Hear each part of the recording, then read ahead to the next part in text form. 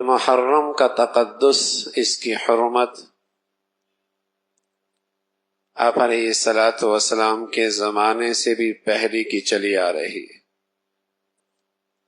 یہودی 10 محرم کو روزہ رکھا کرتے تھے۔ آپ علیہ الصلاۃ والسلام مدینہ تشریف لائے، پتہ چلا کہ یہودی اس دن اس لیے روزہ رکھتے ہیں کہ ان کا نظریہ اور عقیدہ یہ ہے کہ موسیٰ علیہ الصلاۃ والسلام کو فرعون سے اس دن نجات ملی تھی،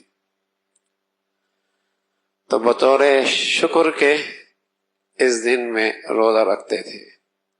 تو پیارے رسول صلی اللہ علیہ وسلم نے فرمایا، حضرت موسیٰ علیہ الصلاۃ والسلام سے محبت کا تعلق ہمیں ان سے زیادہ ہے، ہم بھی روزہ رکھیں گے، لیکن جہاں یہودی رکھ رہے ہمارا روزہ ان سے قدرے مختلف ہوگا، ہم 9 اور 10 کو رکھیں گے یا 10 اور 11 کو، تاکہ عبادت میں بھی ان سے فرق ہو جائے۔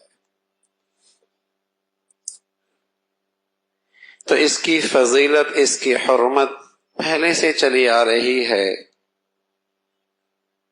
البتہ آپ علیہ الصلاۃ والسلام نے اس مہینے کے بارے میں 2 ہدایات دی ہیں۔ ایک ہدایت تو یہ دی کہ اس دن روزہ رکھا جائے، نہ رکھا تو گناہ کوئی نہیں، رکھ لیا تو ثواب بہت ہے۔ نہ رکھا تو گناہ کوئی نہیں، رکھ لیا تو ثواب بہت ہے۔